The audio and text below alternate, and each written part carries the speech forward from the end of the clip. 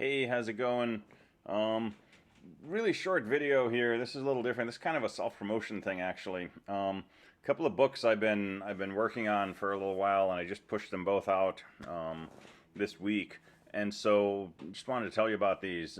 These are free PDF downloads, if you like. So one of them is a book that I kind of teased in my spring class that I was working on. This is a book of coding haikus. And so a book of haiku to help with your coding skills. Winter becomes spring, and that's actually your first haiku out of 71 haiku that are in this book. And it's just kind of a lighthearted attempt to take some of the themes, the ideas, the gotchas, the things to watch out for, the things to remember that I tended to kind of hammer over and over in my CS classes, but put them in the form of poetry, right? So just a different presentation of these, but it sort of gathers all of these ideas into one place. And I don't know if it'll be useful or not. I thought it was fun to write. It might be fun to read. There's some pictures in there and so on and so forth. And you can download it as a PDF. I'll put all these links in the description of the video. You can download it as a PDF, or if you want a hard copy, you can buy one from Amazon for like $5, I think.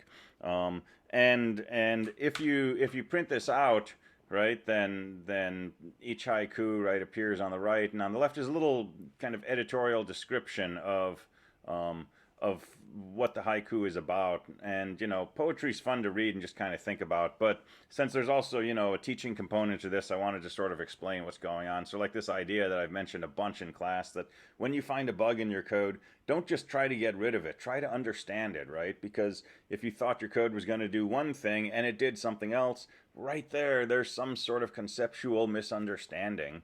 And by exploring that bug and trying to understand it, you will pin down exactly what that misunderstanding is. It's like the perfect homework problem constructed just for you by the universe. And so bugs are, like these special gifts. They're not things you want to just get rid of and make go away. They're things that you want to embrace and learn from. And they will, give you a nugget of knowledge that you might not have otherwise obtained. So, a little poem about that and so on and so forth. And it's organized, roughly into groupings of 11 sets of things that I've talked about, including VI, right? So some hints about VI. And anyway, that's just something that's out there. Like I said, I don't know if it's going to be particularly useful to anybody or not, but there it is. And there's a page. This is the link I'll put in the description that lets you get to this thing as a PDF file, or if you want to pick up a hard copy from Amazon, you can do that. And I put the link in there. This page also links to my C book from 224 and 222. I can see clearly now. So that bridge book between Intro to Programming in C and more advanced programming. And some of the things that are in this book are talked about in haiku and so on and so forth. So, and again, this is a PDF, or you can download it from Amazon. So that was the first thing. Second thing, and this is not directly related to the CS sequence, but my second edition of the book on the research I've been doing is now out. So Amazon has started doing hardcover books, and I thought that would be fun. So this is a big old 8.5 by 11 hardcover. It's nice and thick, and this is the second edition. So it's primarily a reprint of the first edition that came out a few years ago, but it has a few extra things in it. So there's a part 3 on recent work, and it mainly discusses two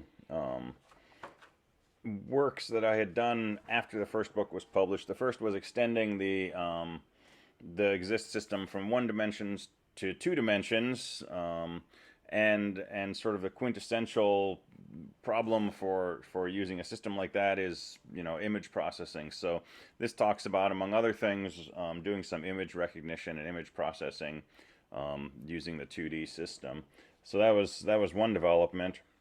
The other was playing around with free will and seeing what happens if you take this system, which is very precisely defined, it's very deterministic, but throw in a non-deterministic component, allow in this virtual ecosystem some individuals to make free will choices Um, and so some of you might remember my laptop running some of the stuff in the background during lecture, um, and some of the complications from that. So this is work that goes back a few years, but got some really interesting results out of this, and including a survival advantage to free will. So that's discussed in here, and then also a few years ago, one of my students, Caleb Hooper, for his service learning project at Clark, decided to take the exist system, port it to C++, and then move that to CUDA and run it on a multi-thousand core GPU.